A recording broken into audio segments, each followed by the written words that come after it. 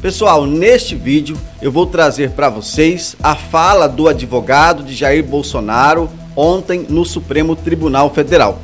Antes, já trago aqui as informações sobre os pedidos que foram apresentados aí pelas defesas. Entre esses pedidos, estava a anulação da delação de Mauro Cid, ex-ajudante de ordens de Jair Bolsonaro. Também foi pedido aí o afastamento dos ministros Alexandre de Moraes, Flávio Dino e Cristiano Zanin. E também se fez ali a observação, se falou sobre a competência da primeira turma para julgar esses casos. Bolsonaro é investigado junto com mais 8 pessoas. E eu vou trazer então agora para vocês o que disse o advogado então de Jair Bolsonaro durante a sua fala no Supremo Tribunal Federal ontem, terça-feira. Vamos acompanhar. Eu inicio a minha sustentação dizendo que o presidente Jair Bolsonaro foi o presidente mais investigado da história do país.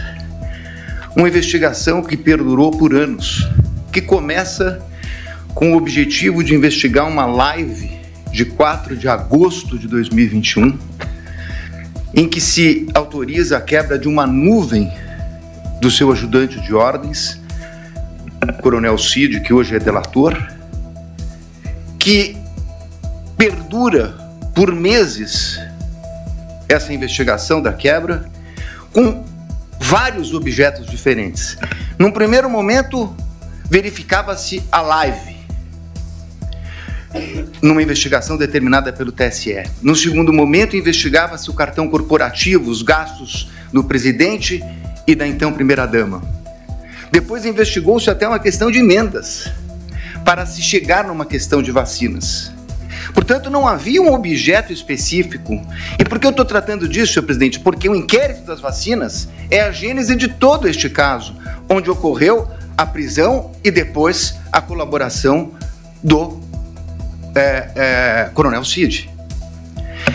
E o que se achou, senhor presidente, depois de tudo isso? Que foram determinadas buscas e apreensões, foi feita a quebra de nuvens, o presidente foi investigado, buscas e apreensões. O que se achou com o presidente? Absolutamente nada. E com todo o respeito e com toda a vênia, ilustre Procurador-Geral da República, eu contesto essa questão do documento achado no do Partido Liberal. Há, inclusive, no meu colega Paulo Bueno, uma ata notarial de que ele enviou para o presidente da República aquele documento. Então esse documento não foi achado. Com o presidente não se achou absolutamente nada. A partir daí restava a versão do delator com uma minuta que estava no seu telefone tratando de uma questão de estado de sítio e mais absolutamente nada. Então, vem a denúncia. E a denúncia é feita efetivamente com duas novidades. Porque com o estado de sítio seria, e baseado na palavra exclusiva do delator, seria difícil a propositura de uma ação penal. Então traz-se uma narrativa que vem efetivamente do começo de atos de pronunciamentos do presidente da República, pronunciamentos públicos, e depois o 8 de janeiro. Sobre esse primeiro momento, senhor presidente, eu me permito até fazer uma digressão sobre o mérito antes de tratar das preliminares, mas é importante dizer que sobre esse primeiro momento, nós temos efetivamente uma acusação do Procurador-Geral da República de 2 artigos gravíssimos do Código Penal que tratam do golpe, e de golpe contra as instituições democráticas e contra o governo legitimamente eleito. Mas um minutinho só, estamos tratando de uma execução que se iniciou em dezembro de 21, tratando do crime do governo legitimamente eleito. Qual era o governo legitimamente eleito? O dele. Então esse crime é impossível, com todo respeito. Falar-se em execução de crime contra o governo legitimamente eleito, que era o dele. O governo legitimamente eleito veio no final do ano de 22, com as eleições. Então, como se falar em tentativa, em início da execução? E mais, como se falar em início de execução por pronunciamentos de lives, quando os 2 tipos penais têm elementares do tipo a violência ou a grave ameaça? Não existia violência nem grave ameaça. Então é impossível falar dessa execução. Como eu disse, é porque não existia nenhum elemento, então começa uma narrativa a respeito de pronunciamentos públicos, para terminar no 8 de janeiro, que nem a Polícia Federal, que utilizou, como lembrou meu colega, mais de 90 vezes a expressão possivelmente, que não havia certeza, nem a Polícia Federal, que se utilizou dessas possibilidades, afirmou a participação dele no 8 de janeiro. Não há um único elemento, nem da delação. Aí me criticam porque eu digo que a delação não vale nada e estou dando... Óbvio, porque nem o delator que o acusou fez qualquer relação dele com o 8 de janeiro. Não há uma única evidência a esse respeito. Portanto, apresentou-se uma denúncia com essas duas circunstâncias. E eu não tenho tempo, senhor presidente, tenho que falar rapidamente, mas essa denúncia, quando veio, o ilustre Procurador-Geral da República liberou 8 PETs no dia da apresentação da denúncia. Ele foi intimado, meu cliente, um dia depois. O segundo dia já era prazo. 8 petições, 45 mil documentos. Que até agora, senhor presidente, por Deus que está no céu, eu não sei dizer o que tem esses documentos relacionados com a ação penal. Essas 8 petições, eu não consegui verificar sequer relação. São 45 mil documentos. Na verdade, é um quebra-cabeça que foi, na verdade, exposto à defesa. E aí, na sequência, senhor presidente, eu queria tratar de uma preliminar que já meu colega que me antecedeu na tribuna fala da relevância do caso. Não é só a questão da relevância do caso, é a questão da competência. A minha questão principal é que o Supremo Tribunal Federal, na portaria do ministro Barroso, que encaminhou para as turmas das ações originárias, ele faz um destaque a respeito da questão do presidente da República. Então, o presidente da República, se crime houvesse contra o presidente da República, seria julgado pelo pleno do Supremo Tribunal Federal. Ora, se o Supremo Tribunal Federal entendeu agora, num julgamento que foi concluído recentemente, após a apresentação da denúncia, que a competência se prorroga e que os detentores de foro, ainda que deixem suas respectivas funções, passem a ocupar, saiam da prerrogativa de foro e o delito será julgado pelo Supremo, prorrogando a competência que detivera aqui no momento que ocupava o cargo. Qual era a competência? Era do pleno, porque ele era presidente da República e chegou a ser investigado como presidente da República. Muito bem, mas com base nisso, senhor presidente, o que nós temos nessa denúncia? A prova da defesa, substancialmente, é uma prova negativa. É uma prova negativa. Não fez, não participou, não aderiu, não autorizou. É uma prova negativa.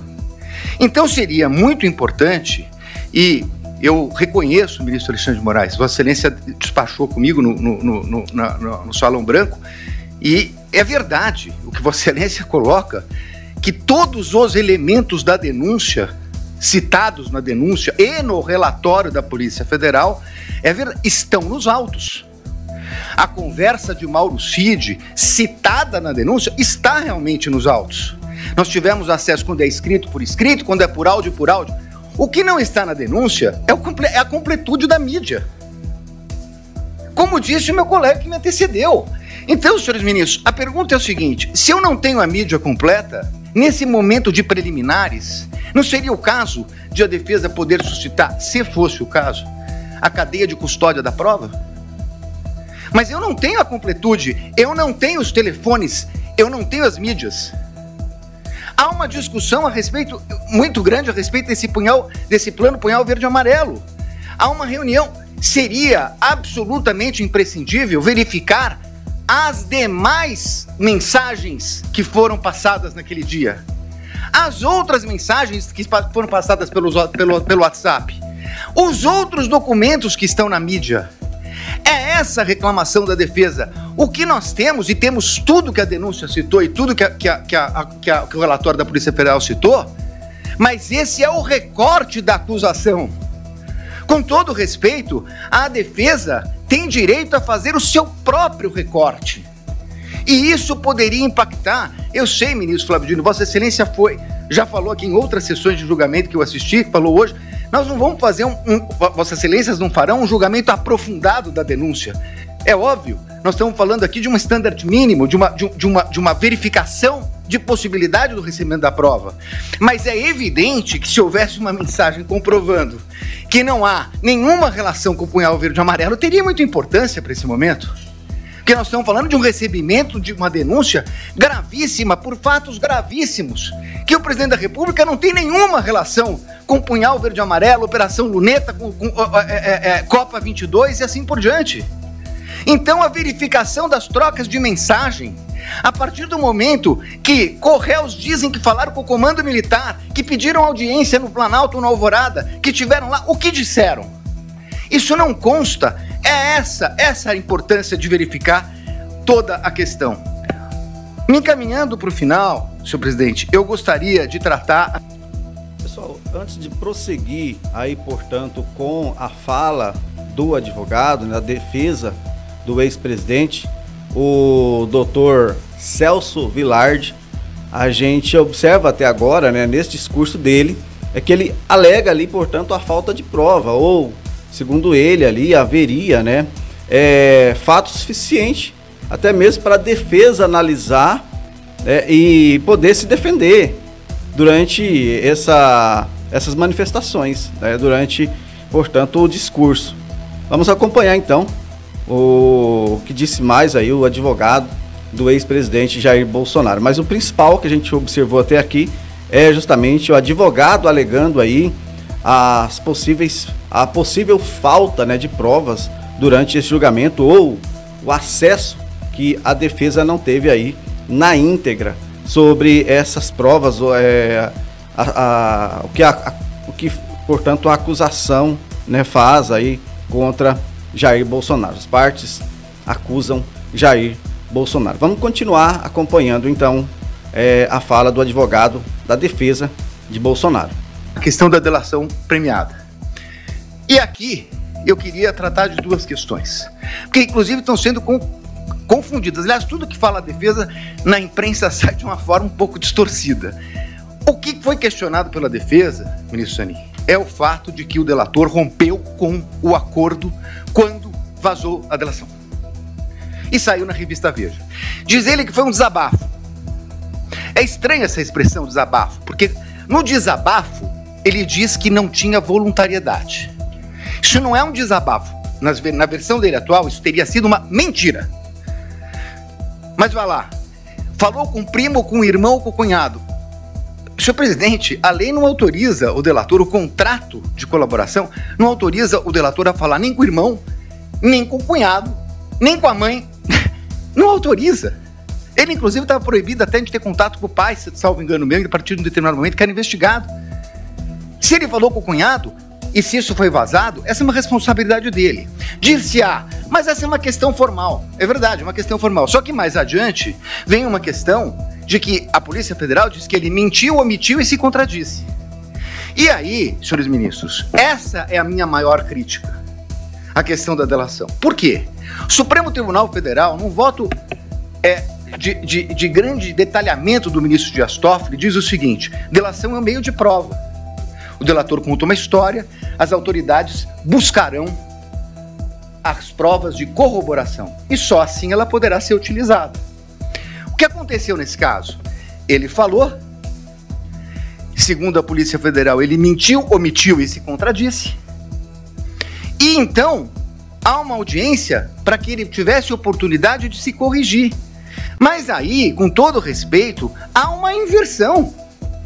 Porque, na verdade, não é o Estado que foi buscar as palavras de corroboração dele. O Estado foi buscar as provas de corroboração do que ele disse. É o contrário. O Estado trouxe indícios e ele se adequa aos indícios trazidos pelo Estado. É completamente o inverso. Com todo respeito, ministro, é o inverso. O delator tem que falar e o Estado tem que trazer as provas para condenar alguém. O que aconteceu aqui é que ele falou, mentiu, e o Estado tinha indícios, e aí ele se adequa ao Estado. E aí, com todo respeito, vem a denúncia do seguinte, inclusive, o colaborador, nessa versão do colaborador, foi corroborada pela Polícia Federal. Não, desculpe, ele não foi corroborado pela Polícia Federal. É o colaborador que corroborou a versão da Polícia Federal. É exatamente o inverso disso. E numa audiência que se traduziu numa coleta de provas. E essa é a insurgência da defesa. Porque nesse momento, essa coleta só poderia ser feita, com todo respeito, pelo procurador, pela polícia e não pelo Poder Judiciário. Então, senhores ministros, para terminar, eu quero dizer o seguinte. Eu entendo a gravidade de tudo que aconteceu no 8 de janeiro. Mas não é possível que se queira imputar a responsabilidade ao presidente da República, ou colocando como líder de uma organização criminosa, quando ele não participou dessa questão do 8 de janeiro. Pelo contrário, ele a repudiou. E mais do que isso, ministros, nesse tempo que não é possível discutir a questão aprofundada de provas, é importante dizer, senhor presidente, que enquanto a Polícia Federal fala possivelmente, enquanto a denúncia traz conjecturas, como a impressão do documento no Palácio, que teria tido conhecimento dele, o fato concreto é que o acusado de liderar uma organização criminosa para dar golpes socorreu o ministro da Defesa, nomeado pelo presidente Lula, porque o comando militar não o atendia. Foi o presidente que determinou a transição. Foi o presidente que determinou que eles atendessem o ministro da Defesa, que assumiu em 1º de janeiro. Portanto, encerrando, ministro, não é possível que se queira dizer que é compatível com uma tentativa de golpe com o uso do comando militar, quando o presidente da República autoriza a transmissão do poderio limitar no começo de dezembro. No começo de dezembro, antes da data do dia 15, antes da data do dia 11. E, portanto, senhores ministros, eu ratifico as nulidades que foram colocadas na minha peça, apreciada por Vossa Excelência, e peço a rejeição da denúncia. Agradeço pela atenção. Muito obrigado, senhor presidente. Então tá aí, pessoal. A fala, né, do advogado de Jair Bolsonaro, ele que proferiu aí essas palavras ontem no Supremo Tribunal Federal, e colocou ali, fez várias observações então sobre esse processo, a qual aí o ex-presidente portanto, acusado, né, e o advogado disse até mesmo em respeitar a decisão do Supremo Tribunal Federal, né?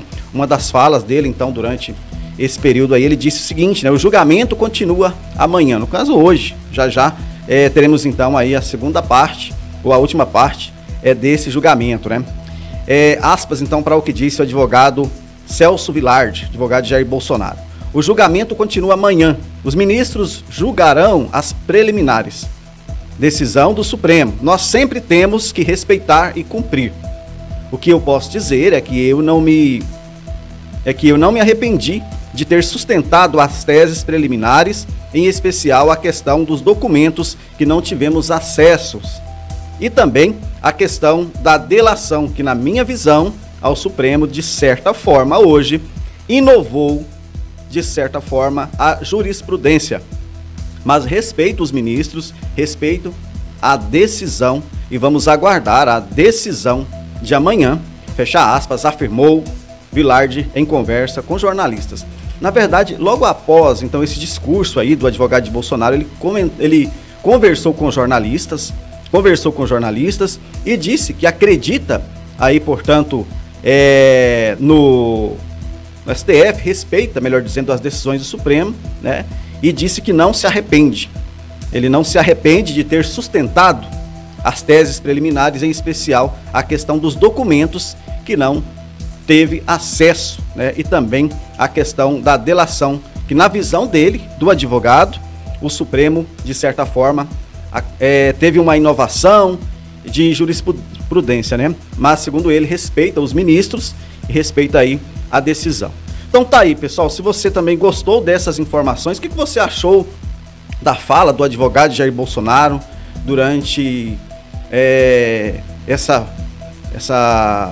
esse julgamento de ontem, né? Deixe nos comentários aí também, se possível, deixe o seu like, compartilhe o nosso vídeo, se inscreva no nosso canal, ajuda demais a gente a continuar trazendo informações para vocês que acompanham o nosso canal.